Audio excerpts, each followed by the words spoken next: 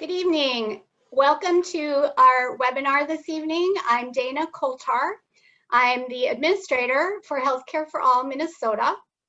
And this webinar tonight is sponsored by two chapters of Healthcare-for-all Minnesota. One is the St. Joan of Arc Church chapter, and one is the South Minneapolis chapter.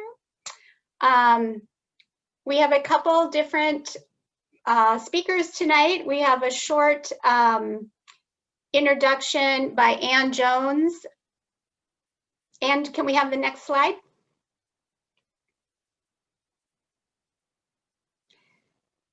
She's our vice chair of Healthcare-for-all Minnesota. And then our main speaker tonight is Kip Sullivan, whose topic is what would single payer cost? How to interpret the studies. So I've done the welcome and the instructions. Well, there will be a Q&A later, so you'll be able to put your questions in the Q&A box at the bottom of your Zoom screen. Ann's going to introduce Kip. Kip will present. There'll be some other announcements towards the end, a call to action, and a wrap up. So I'm going to hand it over to Ann Jones. Ann, you want to start your video and audio?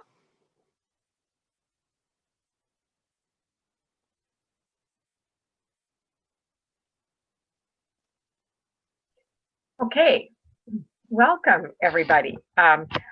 One little piece of business from our last month's meeting in August.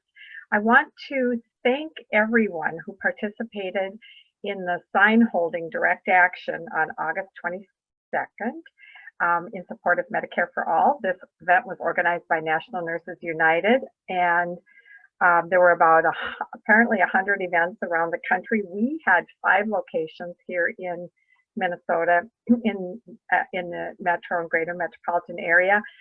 David and Rosanna Garibaldi held an event in the North Metro. John Tuvison and Carlos Sands led the action for the East Metro. Cheryl Quick and I coordinated the efforts in St. Paul and Minneapolis. We had participants Bruce Larson, Linda and Greg Gridley, and several other volunteers participated. We had a pretty good response where I was from passers-by. It was just sign holding for people who were driving or walking or biking. And it was a pretty good template for future actions in support of our issue. Let me introduce our speaker for tonight. And this is a kind of a follow-up for the event and speaker topic we held last month. But Kip Sullivan is a longtime activist and advocate for the cause of a single-payer system of financing healthcare in the U.S. Kip earned a bachelor's degree from Pomona College and a Juris Doctor from Harvard Law School, which comes in handy when reading legislation and deciphering health policy papers. He has written numerous articles on health policy and healthcare economics, many of which have appeared in national blogs or been published in newspapers, magazines, and journals, including the American Journal of Public Health, the Nation magazine, the New England Journal of Medicine, the New York Times, Policy and Law, and the Los Angeles Times. He also wrote a book called The Healthcare Mess, How We Got Into This and How We'll Get Out of It. Kip is also an active member of the One Payer States organization, which is a coalition of 16 states, including Minnesota, working on state-based health plans. He sits on the policy work group for that coalition. The major goal for that group is to write a paper that estimates the net cost of universal coverage under a single payer system. For more information on the One Payer States, go to just onepayerstates.org. Let me give you a little background about why we chose this topic for this evening. For those of you who attended and heard the presentation by Dr. Gordon Mosser at our St. Joan of Arc, South Minneapolis meeting last month, or attended our quarterly meeting on the 29th of August, Dr. Mosser described his analysis of 7 studies on the cost of Medicare for all. Dr. Mosser drew some conclusions from 4 of those studies and explained his rationale for eliminating 3 of the studies from consideration. We are offering this presentation partly as further information on some of the cost studies covered in Dr. Mosser's analysis, but also as information that we can all use to understand these studies as we advocate for reform. I realize that not everybody reads these cost studies in full, but if we are to be effective, we have to be aware of the information being used to support or oppose single-payer Medicare for all and be honest brokers for our issue when we talk to candidates, office holders, and voters. Our topic this evening is what would single-payer cost, how to interpret the studies. Kip.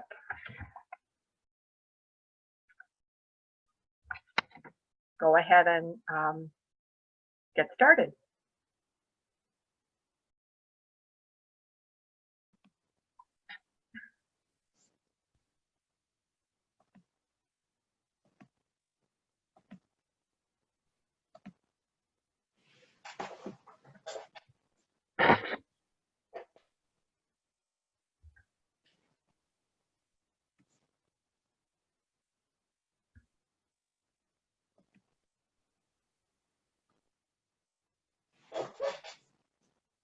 So Kip will be pulling up his slide. Here we go.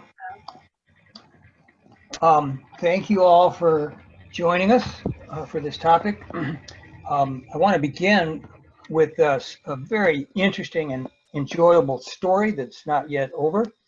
It involves the CEO of a small Minnesota hospital and some HCAM activists.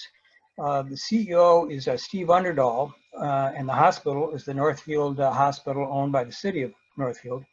HCAM's Northfield chapter has been involved in the national campaign with NNU and other groups to persuade city councils to endorse Medicare for all. And when the HCAM chapter, led by one of my favorite troublemaking couples, Steve and Joan Janis, met with the council, they said, we're not going to endorse Medicare for all unless the CEO of the Northfield Hospital, Steve Underdahl, endorses Medicare for all. So Steve and Joan Janis asked Steve Underdahl to sit down with me and Bruce Larson, who sits on our state HCAM board. And we've had 2 90-minute, very enjoyable conversations with Steve Underdahl. He is passionate about universal coverage. He's very open-minded. He got into healthcare as an addiction counselor, which in my book means he's going to heaven. But he's passionate, and he wants universal coverage, but he's scared to death of Medicare for all. And he's scared to death of Medicare for all because what he's heard about it is it's a system where universal coverage is paid for by taking money away from doctors and hospitals.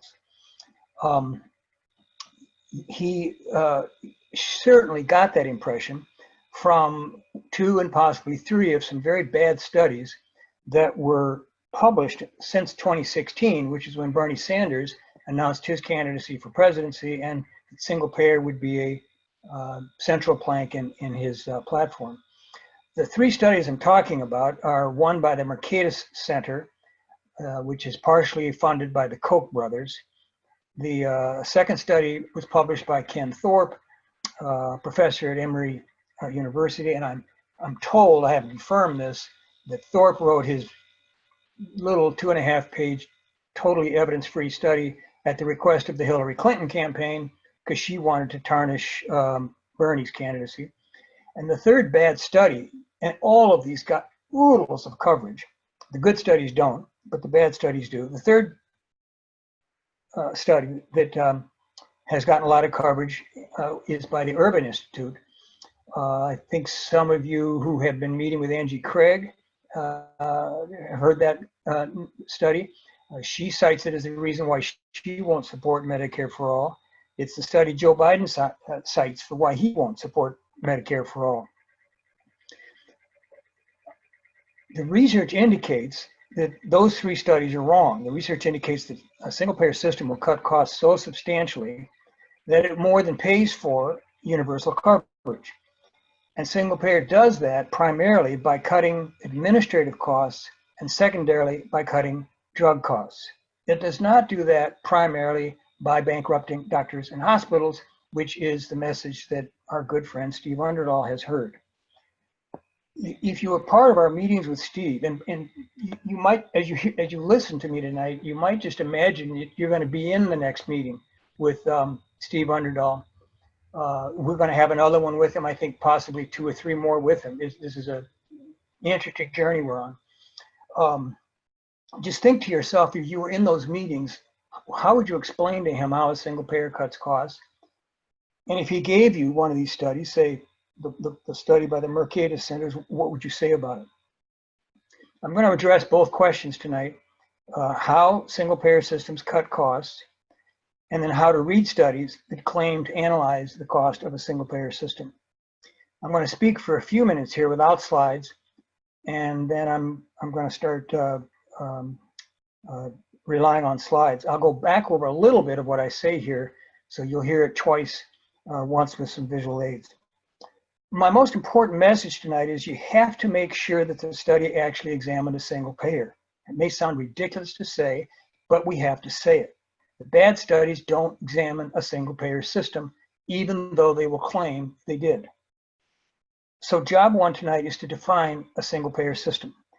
The single payer label entered the English language in the latter half of 1989 to describe a proposal that was published in the New England Journal of Medicine in January 1989 by a relatively new group called Physicians for a National Health Program, PNHP.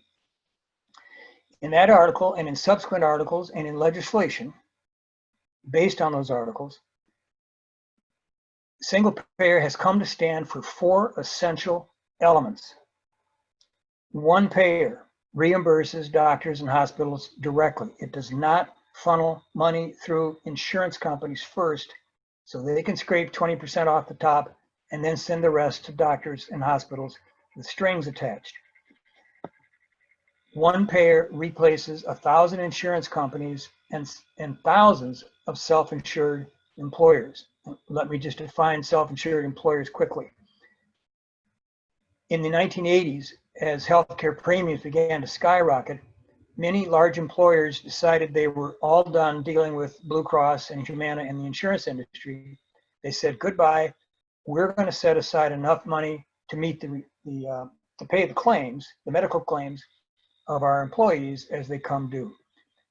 Those employers are called self-insured employers. Many of them still contract with insurance companies to process claims, but essentially they act as their own insurer. They bear the risk.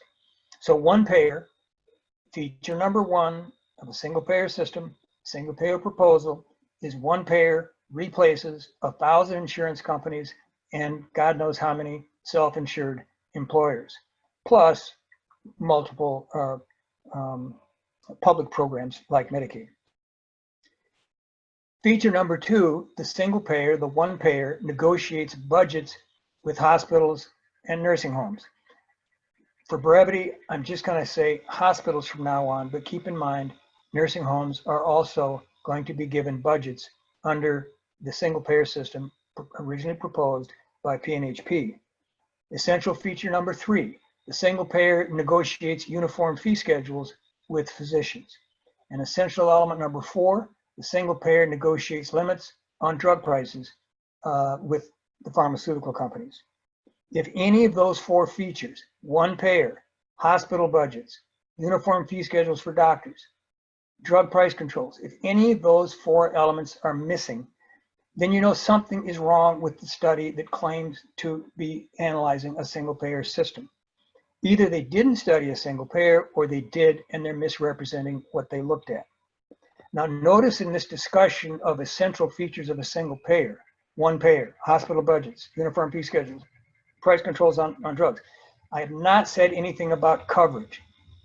The comprehensiveness or skinniness of coverage has nothing to do with whether the system or the bill or the proposal is a single payer. Take Canada as an example. Canada is a single payer system. It has those 4 features, but it does not cover dental care, to take an example. That does not mean Canada's system is not a single payer. I will not have anything else to say about coverage tonight, and I just soon avoid that topic. We've got enough on our hands to discuss these 4 features. The first 3 features I mentioned, one payer, hospital budgets, and uniform fee schedules for doctors, together reduce administrative costs of our system by a whopping 15% of total healthcare spending. Now, I won't repeat this number because I don't want to drive you crazy with numbers. We spend $3.8 trillion a year in this country on healthcare. If you could cut that number by 15%, you have more than enough to finance universal health insurance. The first 3 features of a single payer system do that. One payer, hospital budgets, and uniform fee schedules reduce our administrative costs so substantially they alone finance universal health coverage. The additional savings from drug price controls just add to the net reduction in total spending we could achieve with universal coverage under a single payer or Medicare-for-all system. I'm not going to talk about drug costs tonight. I want to focus on the administrative costs because the bad studies just butcher their analysis of administrative costs.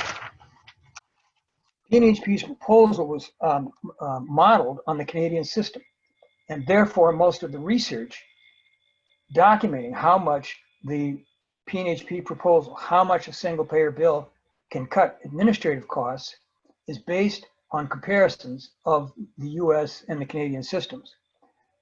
A minority of the research also relies on research on the original American Medicare program. Now, when I say the original Medicare program, I'm distinguishing that from the highly inefficient Medicare Advantage program that grew and grew starting in the 1980s to the point where today it enrolls a third of Medicare beneficiaries. It is a very inefficient program, but research on the original Medicare program indicates that that program, an imperfect single payer, has very low overhead costs, around 2% of total spending. Canada's system, as you all know, is very efficient compared to this country's. Per capita spending in Canada is half per capita spending in the US, and yet the Canadians cover all their people and we don't. We're leaving 10% uninsured. The difference between Canadian and US costs are not due to less access to healthcare, to lower volume of medical services delivered in Canada. Canadians have many more doctor visits per person than we do, and they use slightly more hospital services than we do. Nor is the difference between Canadian and US costs attributable to quality differences. You might think if Canada can do it for half as much as we do, well, they're being cheap and patients must suffer. Not so. The research indicates that the quality of healthcare in Canada is good or better than the US. I have a slide with a humorous headline that I'll show you in a minute that demonstrates that. The difference between the US and Canadian costs is primarily due to the administrative costs of running the 2 systems.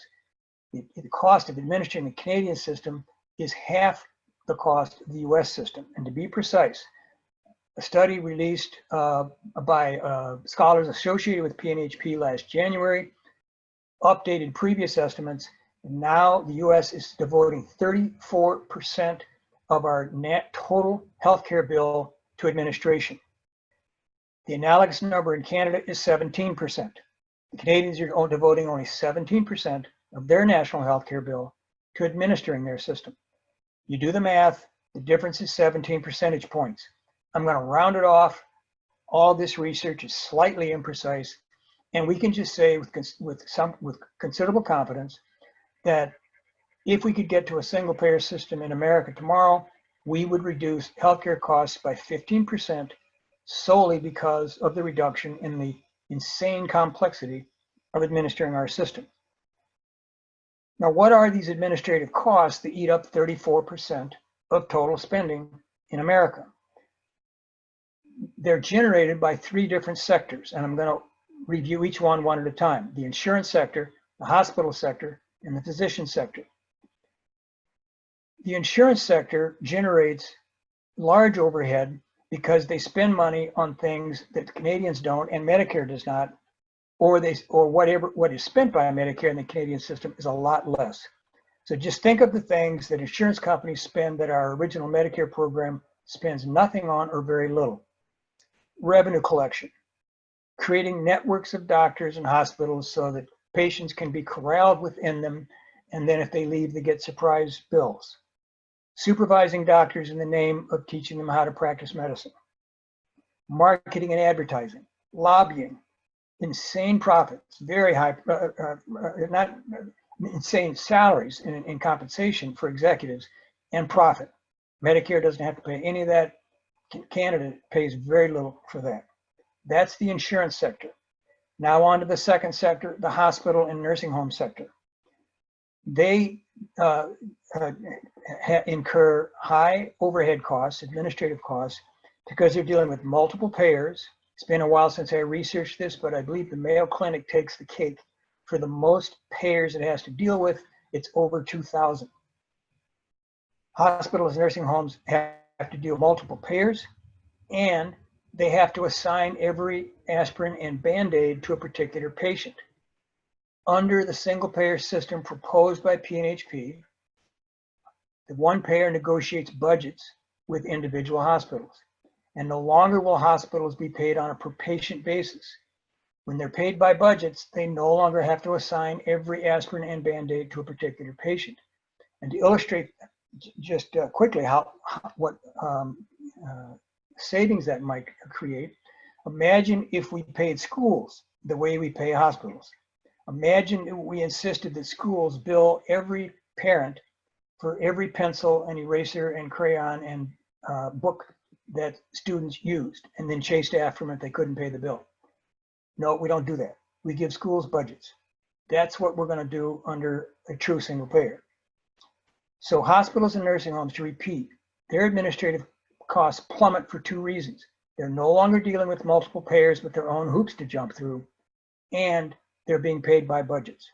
On to the last sector, the physician sector. Their administrative costs drop precipitously as well, because now they're dealing with one payer that does not make them jump through hoops in order to get paid. Now, in my description of these essential features, I did not mention an issue we're going to have to discuss either tonight. Well, we probably don't have enough time tonight, but at some point, the single payer movement at large, HCAM, Minnesota PNHP, need to address this question. Do we really want to authorize reducing physician and hospital income by authorizing Medicare rates? Medicare rates are about 30% below the rates that private insurance companies pay doctors and hospitals. It may be 40% as well in some cases. But many single payer bills do not authorize Medicare rates. They leave the question of rates up to the single payer board. Examples of bills that do not impose Medicare rates are the Minnesota Health Plan, the current author of which is John Marty, Senator John Marty.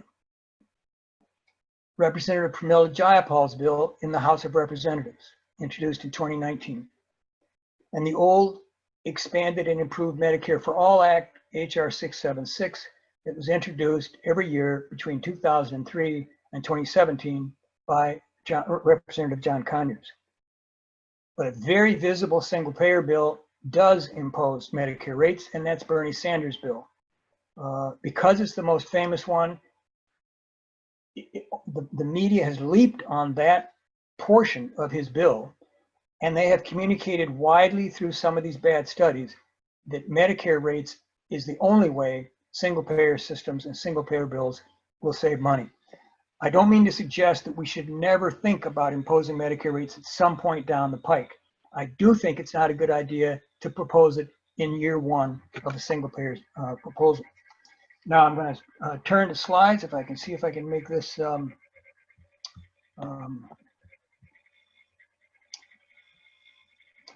I'm not seeing. Dana, if you can help me figure out now how I'm going to, if I share screen, are you guys seeing this now? Not yet. Let's see here. If I, There we go. It's coming. good, okay. Yep. Now I out of sight. I see what I'm going to do. Slideshow, get it started. All righty, hope everybody can see this. Rule number one, I'm going to say this several times tonight. My most important message is when you see a paper or report that says it studied a single payer system, rule number one is to make sure the study actually examined a single payer bill or proposal. Now, rule number two is useful if you can do it. Determine whether the study actually cited relevant research. Now, for many people who are not familiar with that research, that's going to be hard to do. But fortunately, if you abide by rule number one, you don't need to know rule number two. The good studies cite the relevant research. Now, here is a summary of how a single payer system cuts cost. And again, I'm measuring as a percent of total spending in the US, a percent of that $3.8 trillion bill. You ought to see a single payer system will reduce administrative costs by 15%. And you see here that roughly half of that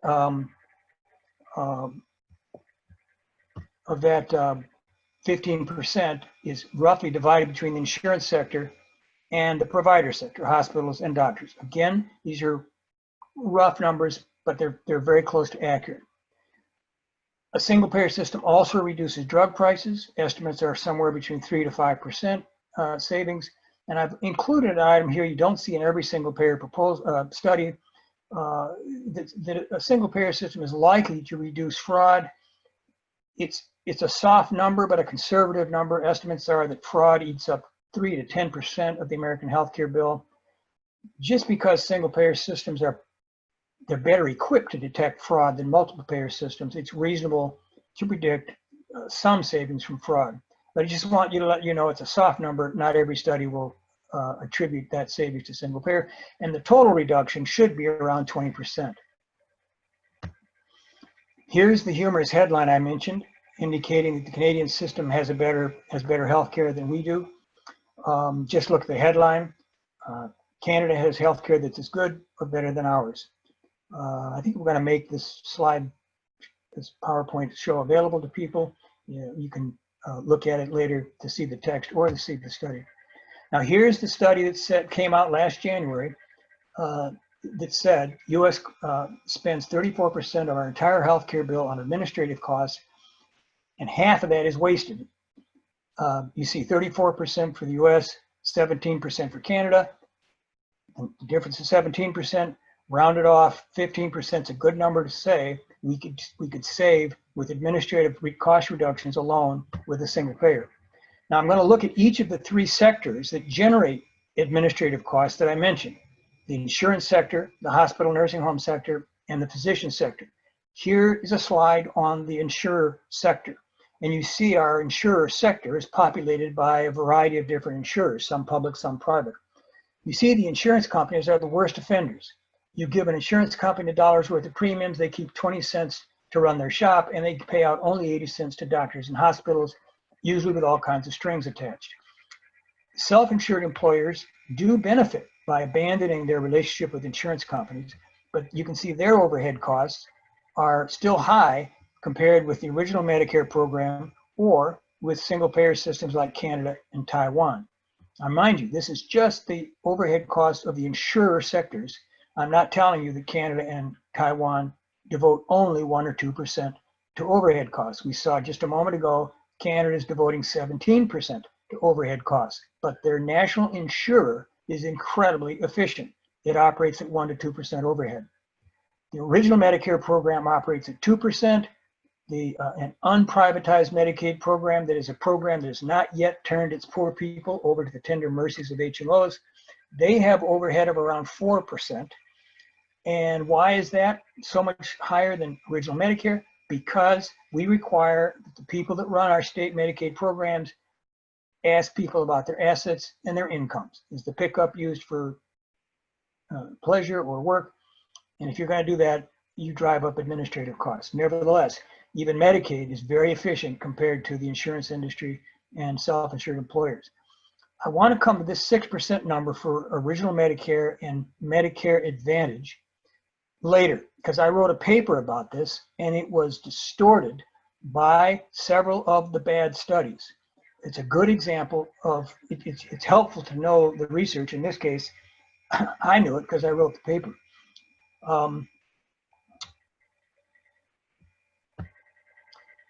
Now we're going to the hospital sector.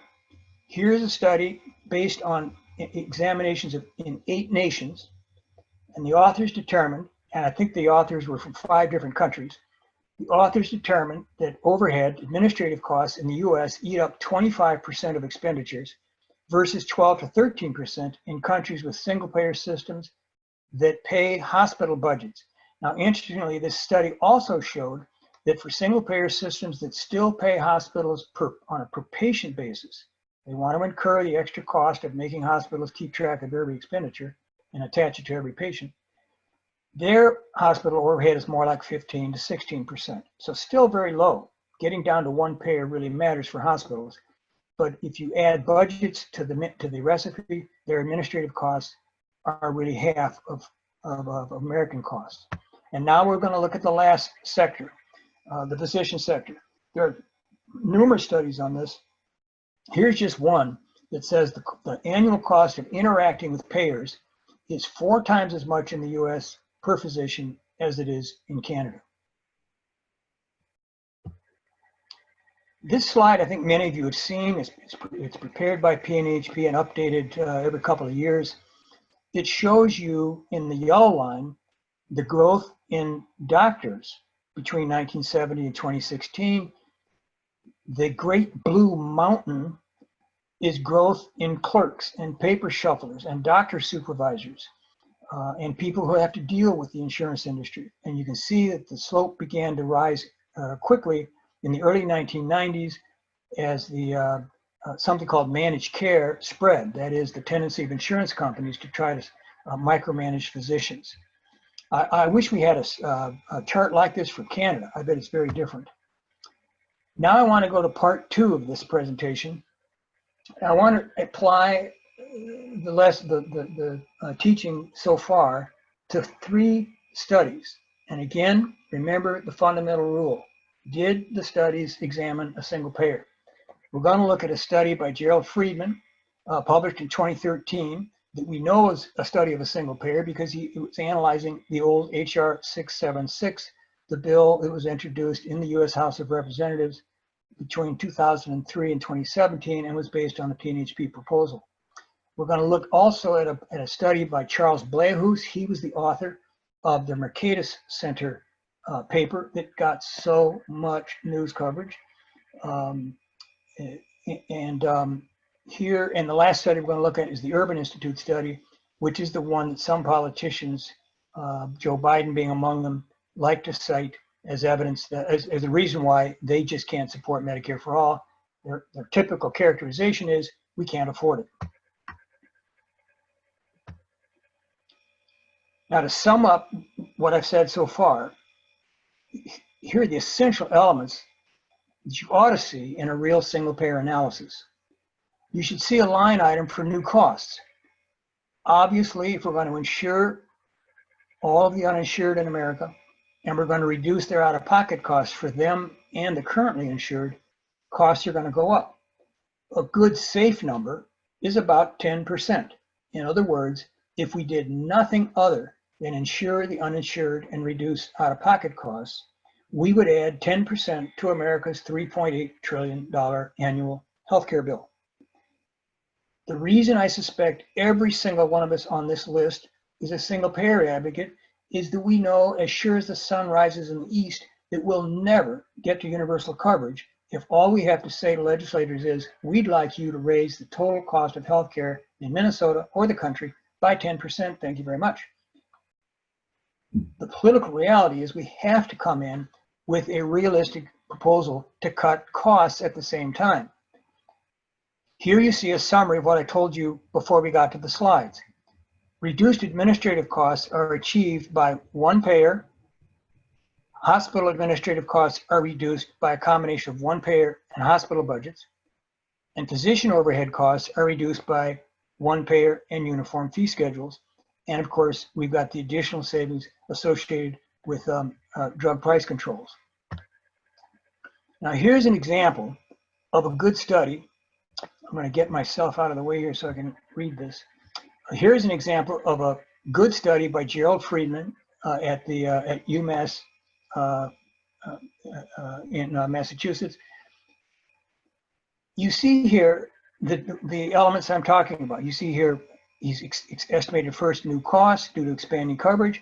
You see he's got an estimate for savings, and then he gives you a net change. He's estimating that the old HR 676 would have achieved universal health insurance, and total U.S. spending nevertheless would have dropped by 5.3%.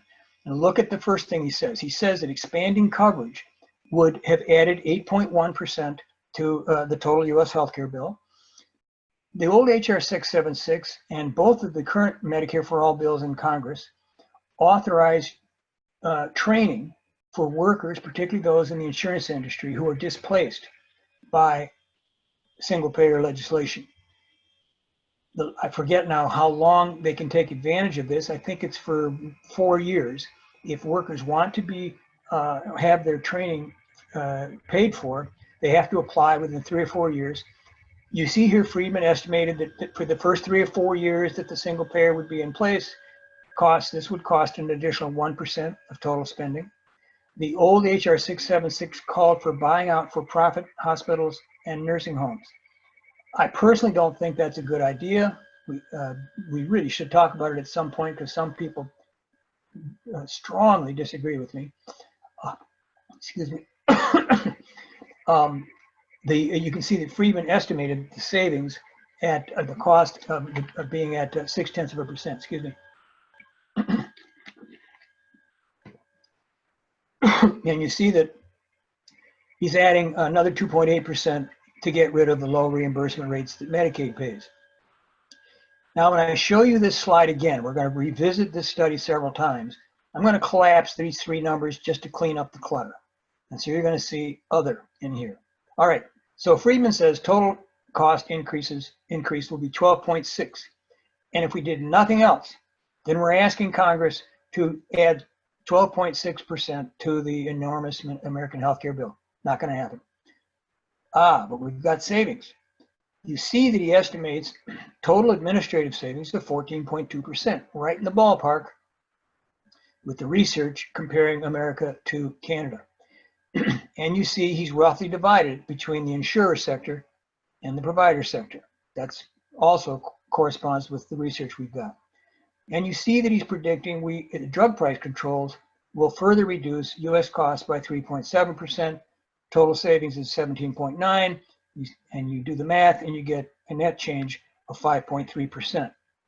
Now, let's compare Friedman's very good study. Here's the same study we just talked about in the left column with the Mercatus Center, Charles Blahus study that got so much coverage. Interestingly enough, you see there isn't much disagreement between Friedman and Blahus on new costs. In fact, Blahus is being a little more conservative than Friedman. He's saying total costs will only go up by 9.5% under a Medicare-for-all bill. The huge difference appears when you ask, what does Blahus think he was examining? He clearly was not examining a Medicare-for-all bill, even though he said he was. Or if he was examining a Medicare-for-all bill, he misrepresented it.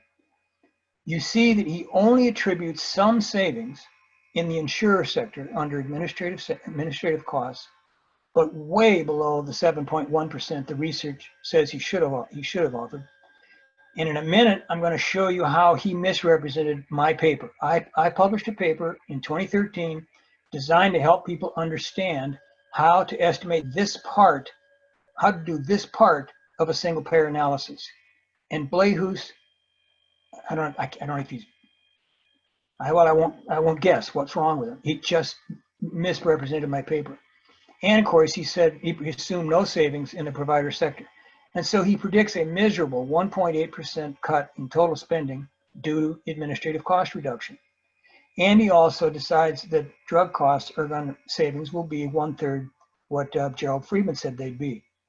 And so he winds up, so then you say, well, shoot, how is Medicare for all bill supposed to save money? Look what he says. He says, Medicare for all, single payer, saves money almost exclusively by taking it away from doctors and hospitals in the form of Medicare rates that pay 30 to 40% less than the insurance industry does. You can just imagine opponents having a field day reading this because, oh my gosh, we're going to have to bankrupt hospitals, especially rural hospitals, to do what these crazy single payer advocates are asking us to do. And you see the net result, he said a -2%, but with this scary assumption that year one, we're going to drive a lot of hospitals out of business. He also Blehus ran a second calculation in which he said, well, what if we assume that physician hospital rates don't change, and you see what happens. Now he's predicting a 6.4% increase. On to a second bad study. This is the Urban Institute study. Again, in the left column, you see the Friedman study. But now you ask, if you read the Urban Institute study and you ask, all right, what new cost did they project? You can't tell. If you ask, well, what did they say about administrative waste? Who knows? And what are the total savings? They tell you what many of their assumptions are, and in a minute I'm going to tell you that they like Blehus distorted my study. And so when you hear that they distorted my study on how much a single payer insurer overhead should be, you can predict that this number right here, 7.1, was very low, just as it was in the case of Blehus. But you can only predict because the Urban Institute didn't break anything out. They told you what their assumptions were going to be, and then they shoved it into what they called their simulation model, and their computer clanked and burped, and out came this number, and we're supposed to believe it. It is not a credible number. Now here is what the Urban Institute said about my 2013 study. I'm going to start the first sentence and then shift quickly to another slide. We base our administrative cost estimates on Medicare's costs to administer the entire Medicare program, Sullivan 2013. Let's go to Sullivan 2013. Here's what I wrote. What I did was to analyze first the administrative costs of the original Medicare program, the highly efficient Medicare program that doesn't waste a lot of money on advertising and telling doctors how to practice medicine and cooping patients up inside of networks, etc. You see here that by 1980, the original Medicare program had an overhead of 3.0%. In other words, if you give Medicare a dollar's worth of taxes, they kept 3 cents to run their shop, and they paid 97 cents to doctors and hospitals. And you see that that number drops as the decades go by, probably mainly because more people are enrolling in Medicare, and the same 4,000 people are taking care of all those enrollees. I also measured the total administrative cost for Medicare, taking into account the wasteful administrative costs generated by the insurance companies that participate in Medicare Advantage. And you see that in 1980, before insurance companies got their nose inside the Medicare tent, or many of them, that the two numbers were identical. But you can see by 2000, the numbers are beginning to diverge. And by 2010, my research showed that the total Medicare Advantage, total Medicare program overhead cost was eating up 6% of Medicare expenditures versus 1.3% if you look just at the original Medicare program. You would think that a growing cost like this would have attracted congressional attention a long time ago. Not a peep out of Congress. All right, let's go back now to what the Urban Institute said. So they said, we read Kip Sullivan's article, And we're going to say 6% is the number we're going to pick. And we recognize that it's a little bit bigger than that of the fee-for-service Medicare program. They went on to say, we are going to assume that any national single payer has to act like a big HMO. It has to decide whether patients can be admitted to hospitals. It needs to argue with doctors about which statin patients can have, et cetera. That's a foolish and evidence-free proposition, but that's what they did. And so what they picked was my 6% number and ignored the fact that 2% is the better choice. Now, I want to close with a quick discussion of the study by Gordon Mosser that Ann referred to, and some of you have heard about this, have heard Gordon's presentation. But just for those of you who did not, let me just review very quickly what he said. Gordon is on the faculty of the University of Minnesota. His study had an excellent section on revenue sources, possible revenue sources for a Medicare-for-all bill. That's very useful, and I have no complaints about that part of the study. I'm focusing here on the portion of his study that sought to determine how much a single-payer system would cost. And here's essentially what Gordon did. He took 7 studies, an updated version of the Friedman study, the Urban Institute study we just talked about, this awful study by Ken Thorpe, and it looked like he wrote it on the back of an envelope, no footnotes, just no estimate of reduced drug costs. The Blayhoo study that we just discussed, a study we haven't yet discussed by Robert Pollan and his colleagues, which was pretty good. A study by the Rand Corporation, which was mediocre, and a study by the Yale Corporation that was pretty good. What Gordon did was to throw out the Friedman study on the ground that it was biased. That was a serious mistake, to throw that out and to leave Thorpe and Blayhoo's and maybe the Rand study in. If you're going to say that Friedman was biased, you sure should have thrown Thorpe and Blayhoo's off the island as well.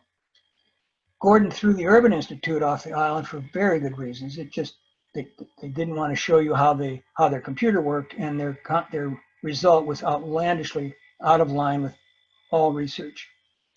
And what Gordon did was to take 3 of these studies that offered year 1 results, Thorpe did not, and then added them up and took an average.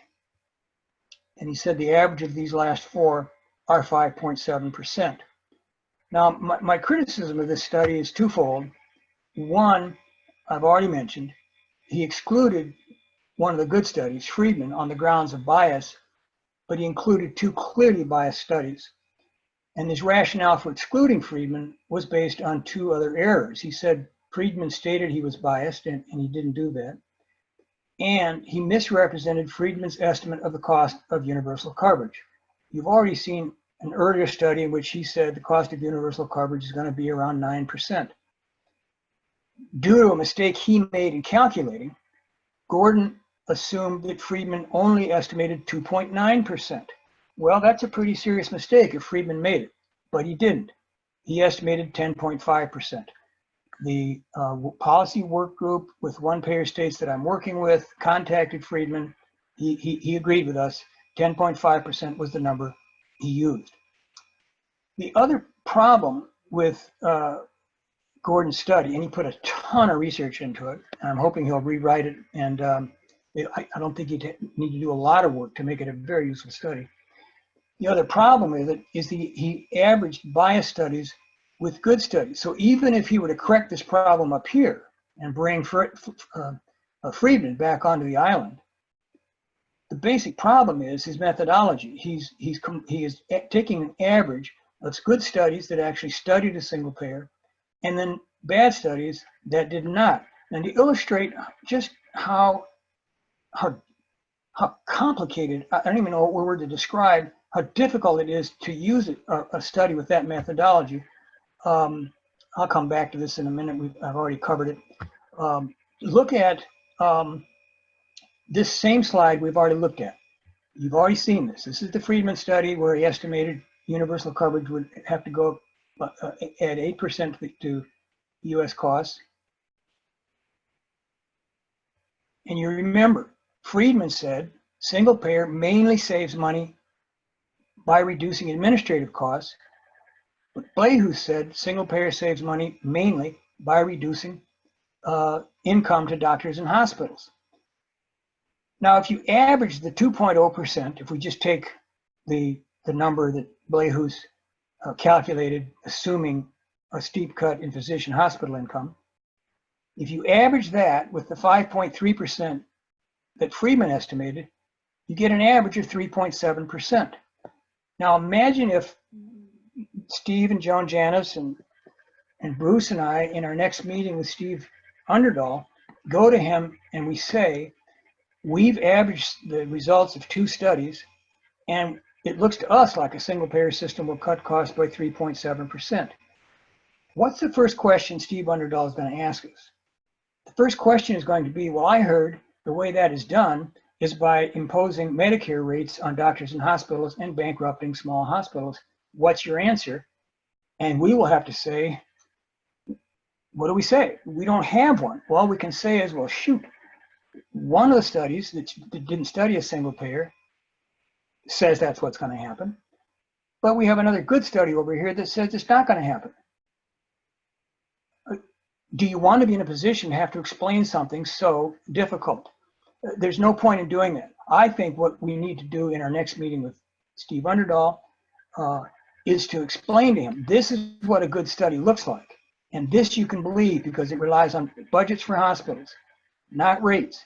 We're going to tell Steve Underdahl that Medicare rates for hospitals is a meaningless phrase when hospitals are paid budgets. And it doesn't help then to have Blehus and other people saying that hospitals are going to be paid Medicare rates. No, they're going to be paid budgets. And then we could explain to him, if he or someone brought the Blehus study into the meeting, here's what's wrong with it. I want to call your attention to something that really bears a lot more discussion. Bernie's bill creates problems for us. It creates problems for us politically in explaining what a single payer is, and it complicates this discussion we've had tonight. I didn't get into it. We had enough to think about, but just be aware of this. Single payer bills that contain all 4 cost containment mechanisms, one payer, hospital budgets, uniform fee schedules, and for doctors, and reduced drug costs. They are the old HR 676, Pramilla's bill 1384, and our own Minnesota Health Plan that Senator John Marty is the chief author of. They have all 4 elements, and they do not impose Medicare rates. Sanders' bill is missing 2 of the 4 elements, one payer and hospital budgets, and moreover, he imposes Medicare rates. I hope at this point you see the problem it creates for anyone in the position that Steve and Joan and Bruce and I are in a discussion with Steve Underdahl. If he gets his hands on the Sanders bill and he sees that it does impose Medicare rates, but it does not contain these elements, we're going to have to explain how the hell he did that. That's not something you want to get into. It has been the position of HCAM and Minnesota PNHP and National PNHP for at least 3 or 4 years that Bernie has got to improve his bill and make it look more like these 3 bills. He's got to get to one payer, and he's got to authorize hospital budgets, and it's probably not a good idea to impose Medicare rates. And he doesn't need to if he would authorize all 4 elements of a true single payer. So here's your summary. I repeat, rule 1 is to check to see if a study analyzed a single payer bill. An analysis that does that should contain an estimate of new costs and new savings, and the savings should include savings due to one payer, hospital budgets, fee schedules for doctors, and limits on drug prices. If you can see if the study cited relevant research, great. If you can't, don't worry about it. The first rule is going to serve you well. And I remind you again, and this is what I'd love to put in front of Steve Underdahl or Joe Biden or Angie Craig, if we could find the time. This is what you need to see that a single payer bill can accomplish in year 1 and probably more as the years go by. You can predict that the cost of insuring everybody with long-term care and low out-of-pocket costs is going to add somewhere between 10 to 15% to the U.S. healthcare bill. You can also predict there will be a 15% reduction in administrative costs due half and half to the insurance sector and the provider sector. We will achieve another 4% saving with reduced drug prices.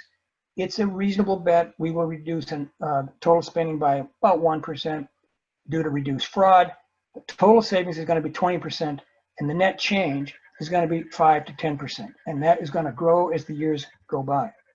And I believe I'm all done. I think we can take questions now.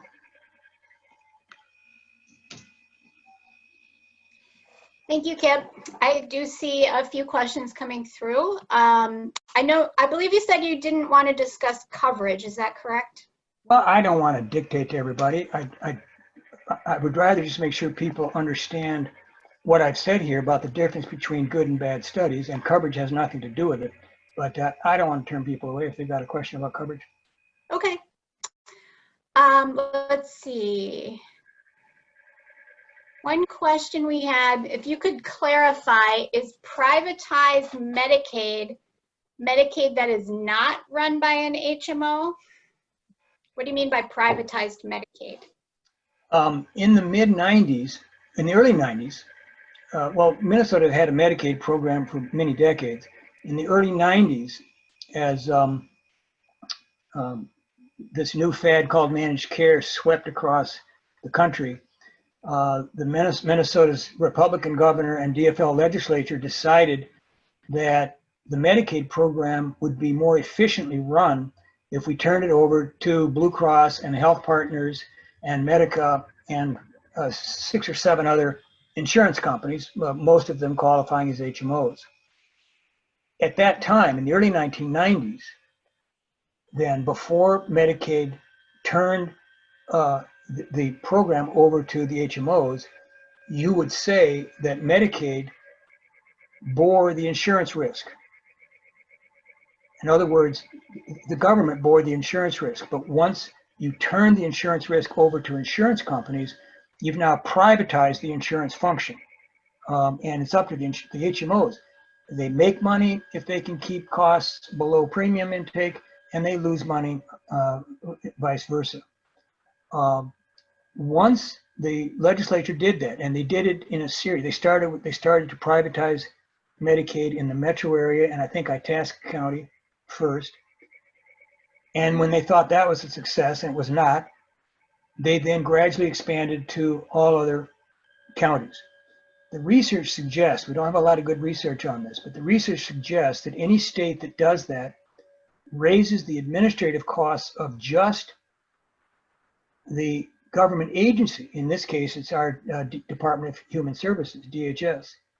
Their costs probably went from 4% of expenditure, their administrative costs probably went from 4% of administrative expenditures up to 9 or 10%. It's just harder to regulate insurance companies than it is to hand the money out directly to doctors and hospitals.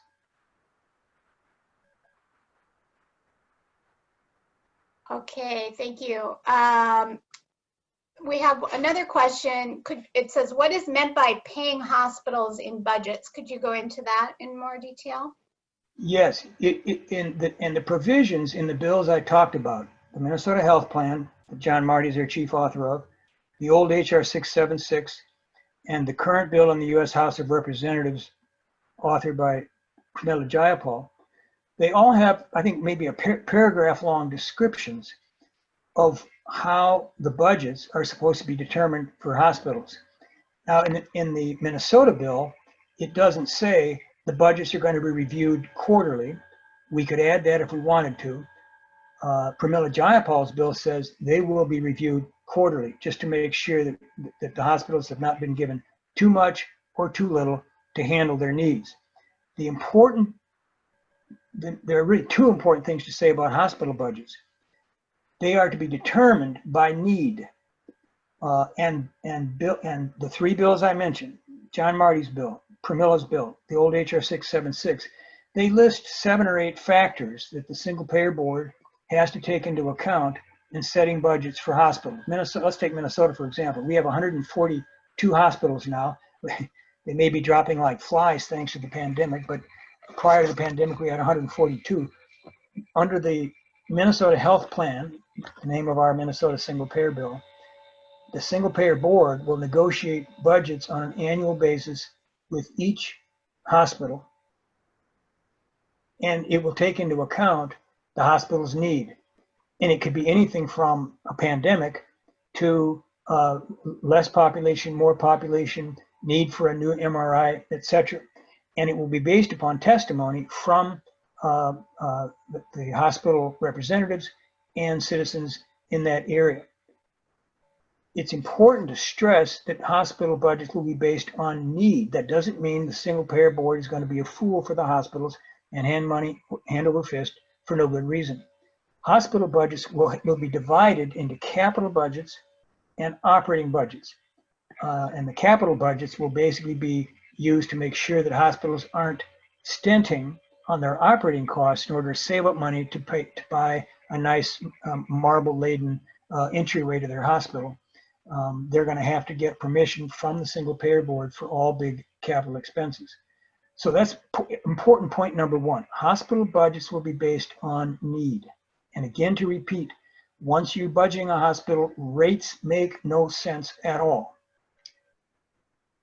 Second, hospital budgets give society control over the allocation of resources. Right now, we as society have no way, I am exaggerating a little bit, but virtually no way to decide what communities are going to have emergency rooms or baby delivery departments.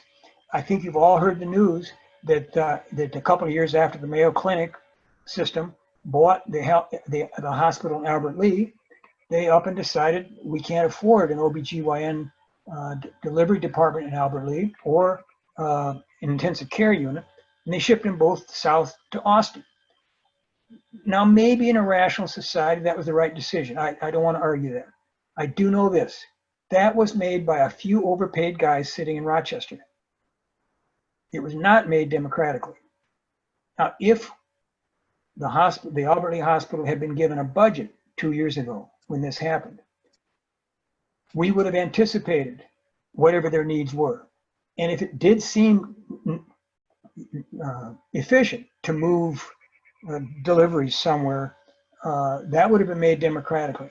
But that was a big deal, and Albert Lea residents were very upset about it. And we're seeing it more and more in rural Minnesota and rural America. Women who are pregnant are having to drive long distances now to deliver babies because decisions about delivery services are not being made by society. They're being made by the captains of increasingly large hospital clinic chains. So to sum up, hospital budgets are negotiated at least once a year, maybe every 2 years. They're going to be negotiated with lots of public input. They're going to be based upon need. And not only do they reduce administrative costs, they give society control over the allocation of resources. And that in turn means we're going to make a dent in the disparities, income and racial disparities that plague our healthcare system. So in that same vein, we do have a question about whether or not you know how Canada determines their hospital budgets. Basically the same way. And as I think, well, Canada is not exactly one system. It has federal guidelines and federal financial support, but each of the 10 provinces and 3 territories run their own systems. So a hospital in a Canadian province deals with a provincial health minister, and I believe there is a process for soliciting community input. The National Nurses United just put out a really good explanation of how hospital budgets work. I got it from Steve and Joan Janis. If you're on this call, maybe you can just remind me where you got it, and if people are interested, we can post it on the HCAM website. I did have some reservations about it. They praised a system in Maryland It is not a good system, but that was my one reservation about the NNU document. It went into, well, I take it back. I should take a look at it. The short answer is the Canadians set budgets for their hospitals the way we do. And for those who think that if the hospital runs out of money, suddenly it has to get shut down, no. You just think about institutions in this country that are financed by budgets, fire departments, police departments, schools, libraries. You never heard of them shutting down on December 2 because they ran out of money. The city councils, the government agencies that finance them, figure out how to review and make adjustments so that there's no disruption in services. Thank you, Kip. We do have a question here. Would doctors be salaried or fee for service? Good question. They are paid fee for service unless they are employees of what the bills refer to as institutional providers. If you look at the Marty bill, Jayapal bill, the old HR 676, they divide providers, and I know that term irritates some doctors, and I understand why, but we have to use it. They divide providers into individuals, which means doctors, dentists, and institutions, hospitals, and nursing homes primarily. All individual providers will be paid fee for service, just as they are paid now by virtually all insurance companies, Medicaid and Medicare. As we've just said several times now, hospitals and nursing homes are going to be paid by budgets. If a doctor is on the payroll of an institutional provider, a hospital or a nursing home, they will be paid a salary. And that salary, of course, will be part of the negotiation that goes on every year between the hospital and the single payer board. It's this question of how to pay doctors is a good one, but the good mantra to remember is every method of payment has its advantages and disadvantages. If I had to guess what the best system is, I would say it is salary. But here's the political problem. If you want to pay all doctors a salary, they got to be employed by somebody. And now you're talking about socialized medicine. You're talking about doctors working for the government. And long ago, the single payer movement decided we're not going to propose that. That's a non-starter. And so we want doctors to be individual private actors. They're going to be paid fee for service. And the doctors who will be paid salary will be those working for hospitals and nursing homes. Okay, we have a question about the incentivizing primary care, which would save more money. Public health funding was cut at the time when medical care costs began to rise. How would you evaluate the cost savings in the healthcare sector by reinvesting in public health? The writer of that question used two terms, public health and primary care. I hear two questions. The Trump administration is a particularly egregious example of an administration with no respect for public health. And to take an example I think you all know about, they threw away the epidemic plans that the Obama administration had developed. We really do need to respect public health far more than we have in the past. And just to give you an example, some people argue, and in fact, some of the big hospital clinic chains now that dominate Minnesota, Allina, Mayo in the south, Sanford in the west, Essentia in the north, Health Partners, Fairview, they're making the argument that they should be paid to offer social services to patients, everything from exercise classes to teaching diabetics how to eat better, to exercise. That ought to be the role of public health. We shouldn't be paying these private sector chains to teach diabetics how to take their medicine, etc. That should be the function of a well-paid professional public service, social workers and nurses who are knowing what they're doing, and they're not attached to any particular clinic or hospital or clinic chain. And we also need, of course, in this pandemic, much more respect for the work that goes into tracking epidemics, et cetera. Unfortunately, that's as much a political issue now as a scientific issue. Let me answer the question about primary care. It may be that one of the reasons, may well be, that one of the reasons the Canadians are operating at such a much lower cost than we are is their mix of primary care doctors and specialists. Their mix is more half and half primary care docs and half specialists.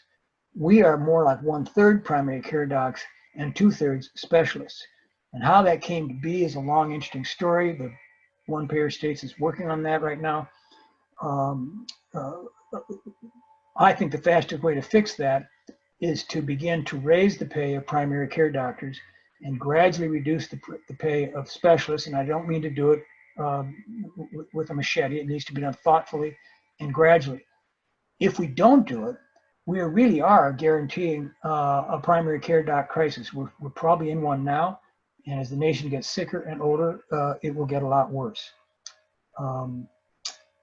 I guess I'll leave it there. It's a good question, and the solution is a little more complex than I've made it. But essentially, we need to raise the pay for primary care docs and begin to take a second look at the high pay for some specialists. All right. Next question. Do you envision single payer coming first to Minnesota or to the entire USA? Ooh, great question. I used to think it would come first to the country. I think all of you who follow health policy know that Canada started province by province. In fact, they started service by service. They started by offering universal coverage for hospital care in Saskatchewan in 1947. And as that idea of universal hospital care spread, eventually Canada had universal health and hospital insurance. And then they said, well, what the heck, let's insure physician coverage. So they did that. And then the feds said, well, if all the provinces are going to do it, we're going to pass some uniform rules. I used to think it would happen first at the federal level. I mean, I was going to guess it was going to happen at the federal level. I think now that it's more likely to happen at the state level. And the reason I think that is that it's just easier to organize people and outrage at a local level. It's just so hard to get people to turn out from Owatonna in Washington, D.C. It isn't exactly a cakewalk to get them to turn out in St. Paul, but their legislators are in much smaller districts. It's much easier for legislators to see the pain this current system is inflicting. I do think that we're going to begin to see progress at the state level first, probably not in a red state, but in a blue state like Minnesota. And let me throw out one suggestion that I think everybody should be thinking about. We may get to single payer the way the Canadians did, service by service, in addition to province by province. If you think about what the pandemic has done to our 142 hospitals, it makes you cringe. And when you think that rural hospitals were on the brink of bankruptcy before the pandemic, I hate to think about what condition they're in now. Given the horrible condition of the Minnesota state budget, we're deeply in the red and we're not going to get out of it anytime soon. My own personal feeling is we're wasting our time going to the legislature and Governor Walz and saying, please raise taxes high enough to cover everybody and implement a single payer system during this recession, during this pandemic. But this, I think, is reasonable. We could go to Walz and to the legislature and say, rural hospitals are cratering. We need to give them budgets now. And if we could persuade them to do that for safety net hospitals in urban areas, great, because they're also deeply stressed. And wouldn't it be great as well to begin to control the prices of some drugs? Now, both of those proposals, budgets for some hospitals, and I should add nursing homes. Rural Minnesota is losing nursing homes as well. Budgets for rural hospitals and nursing homes ought to appeal to the Republican legislators who typically represent that part of Minnesota. Reduce drug prices ought to appeal to everybody. Even our current orange president is in favor of reduced drug prices. We could do both of those pieces during the pandemic, and it wouldn't require a substantial increase in taxes, especially if we could get help from the federal government. I don't mean to suggest either of those is a cakewalk, but they're examples, I think, of projects states could undertake now and not wait for the federal government to act.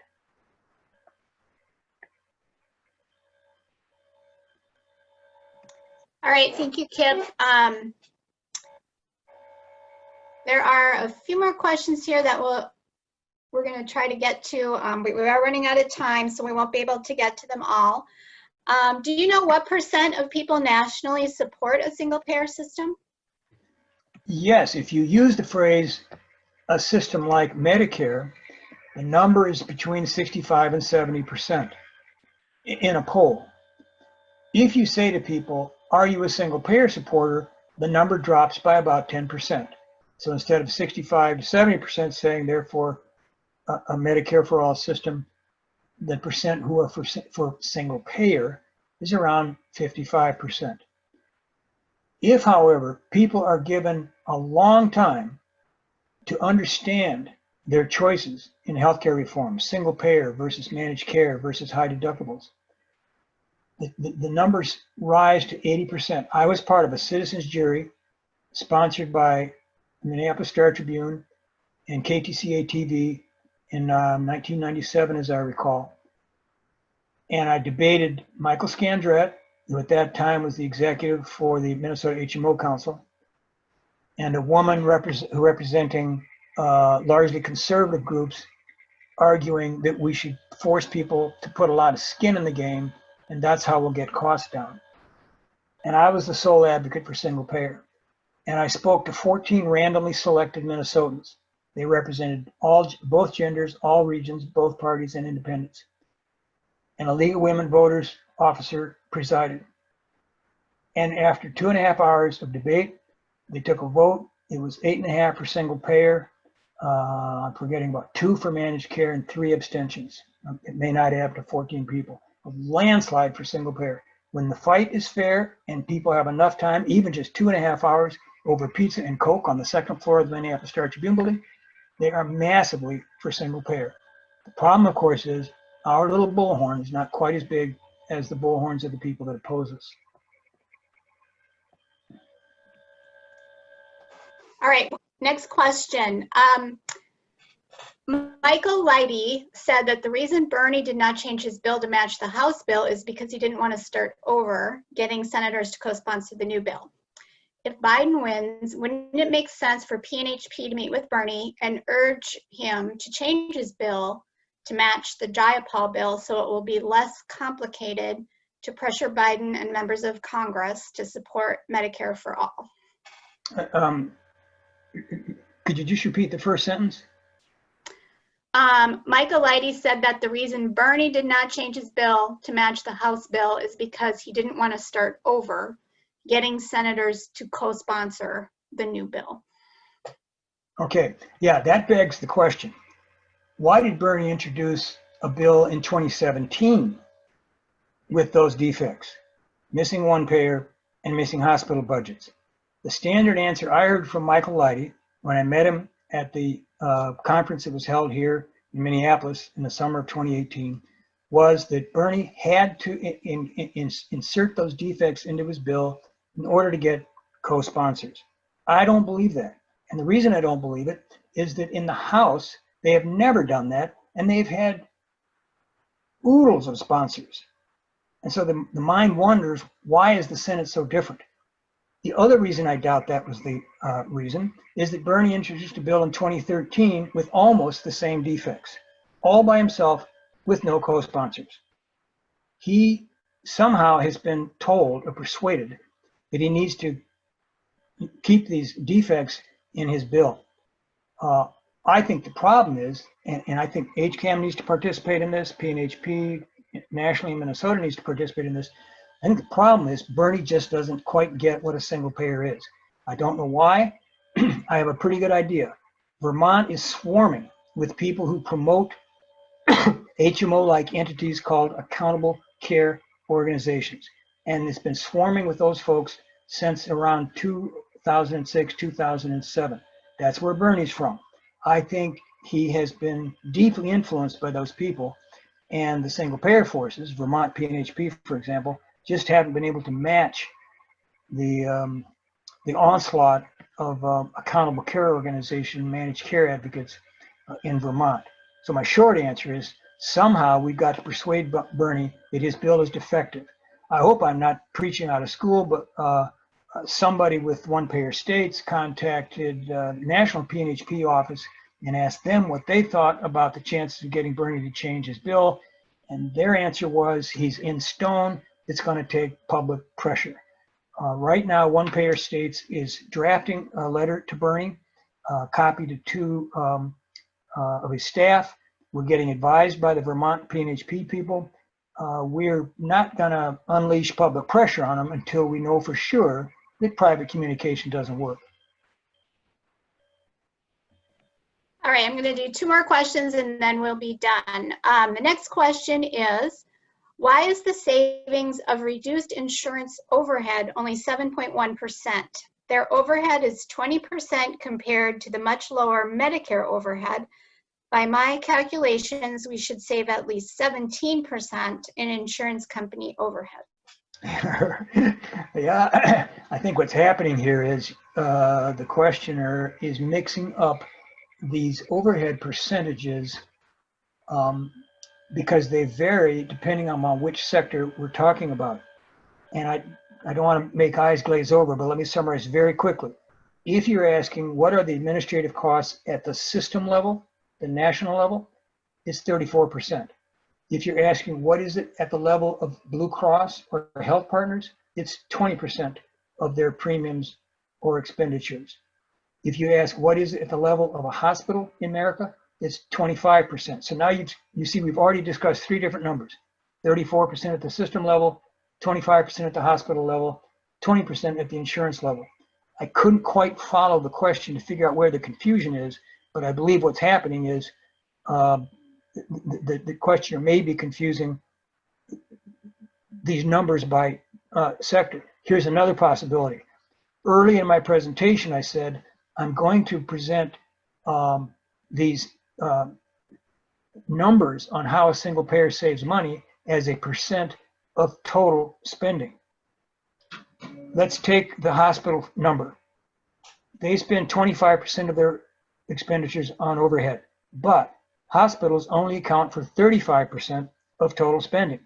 So if you want to know how much hospital overhead reduction would affect total spending, get ready. You got to multiply 12 or 13% times 35%. And I'm too tired to do the math, but it ought to come out close to 7.5%. Yeah. Whoop, I've got a number here on the slide that is both hospital and providers. I won't try it in my head. But that's, I think, the other problem. We've got system costs. Hospitals only account for 35% of the 3.8 trillion America spends on healthcare costs. And the savings would only be 12 or 13% of that 35%. And we should probably do this with a pencil and paper in front of us next time. Tell you what, that's a good question. I think people get confused on this easily. I'd be very happy to take an email on that after the call or tomorrow. Okay, last question. Could we possibly start with single payer for primary care and then expand to all services? You could. The problem with, and you could start with single payer just for drugs. You could say the state of Minnesota from now on is going to negotiate with drug companies, and the state of Minnesota will be the sole insurer for drugs. And you could say, well, great, we have a tiny little single payer for drug costs.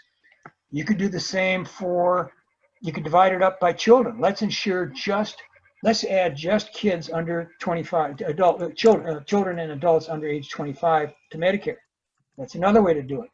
So you could expand by service, primary care, drugs. You could expand by population sector. The advantage, of course, is you're not changing the whole system overnight. The disadvantage is you just don't get the savings, because just think about a doctor's office or a hospital.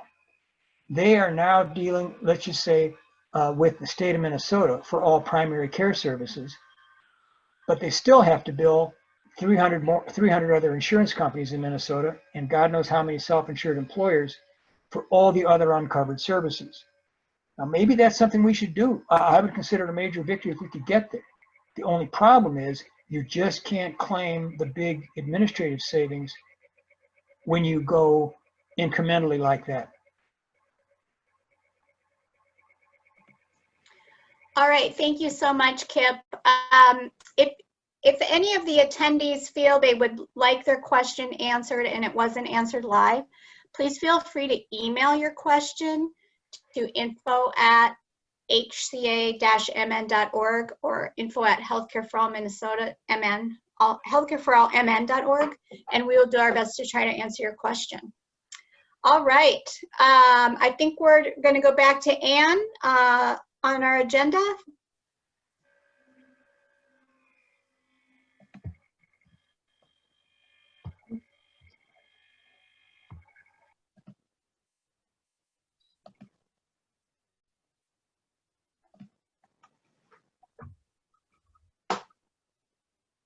Okay.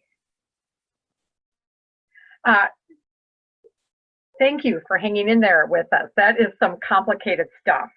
And you can see that nothing about this is precise or either easy to explain or understand.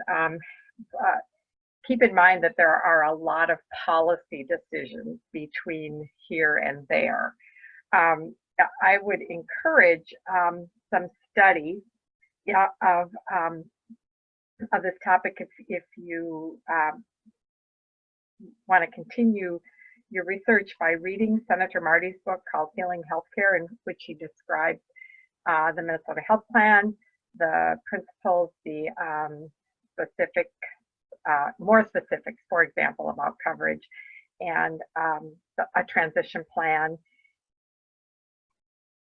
And on that subject, our next education and outreach event is September 23rd, and that's going to be at noon. Senator Marty will present details on his Minnesota Health Plan, and he will go into a little more detail about literally what is covered, how he thinks it would work, how we could, how we could get there. That's a noon webinar on the 23rd. Our next event, another event, is on October 1st at 7 p.m. and that's going to be a debate on affordable health care featuring Senator Matt Klein and Senator Jim Abler. This is sponsored by the St. Joan of Arc Healthcare for All Minnesota group, and they are going to debate Medicare-for-all or private insurance with a public option.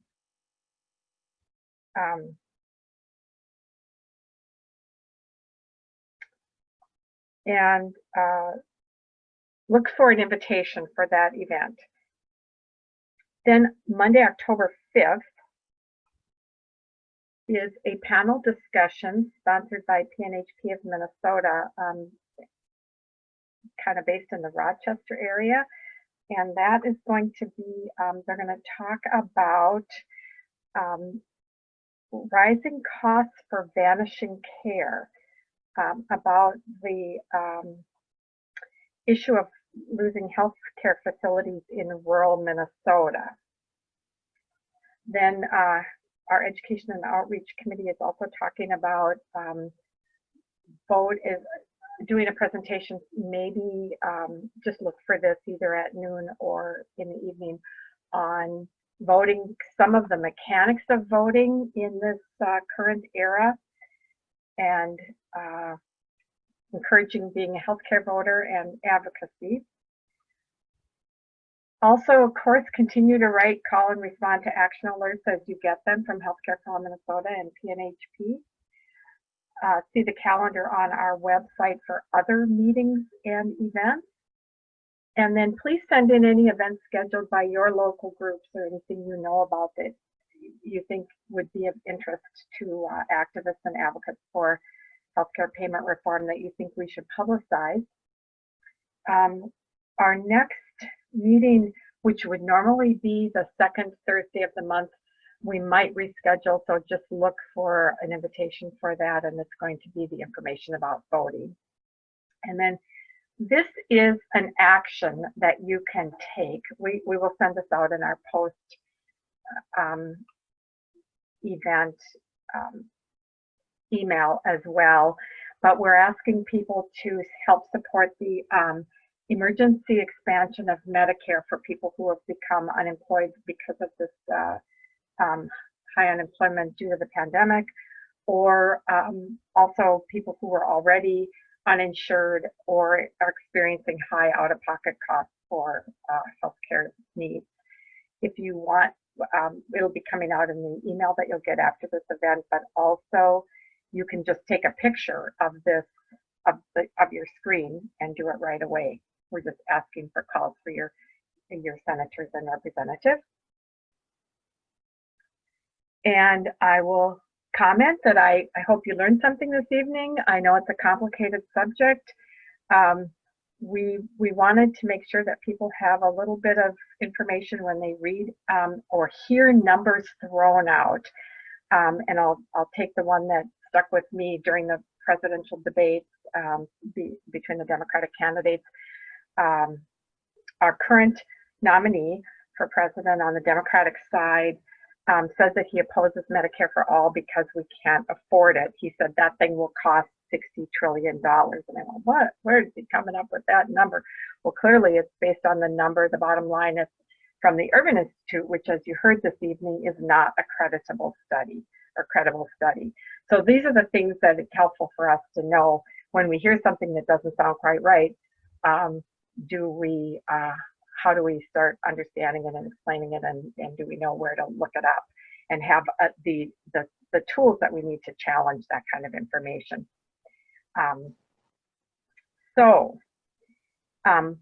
Again, thank you for attending, and I'll let Dana do a little bit of wrap up. Thank you, Ann. Thank you so much for attending tonight. This webinar is being recorded, and it will be posted on the YouTube channel of Healthcare for All Minnesota. So be sure to look for it there if you'd like to rewatch anything or share it with others. Be sure to subscribe to our YouTube channel as well. Then you'll get updates when new videos are added. The post-webinar email will come out in 2 days and will include additional resources. And it will include Kip's slides. So please look for that. Thank you again, and our webinar is now completed. Okay, as you're leaving, I may make one more comment. Current health spending is $3.7 trillion a year. You heard Kip mention that. If we do nothing, that cost goes to $6 trillion a year over the, by the end of 10 years. What we can't afford is what we're doing now. Short answer to a complex question. Again, thanks for attending this evening.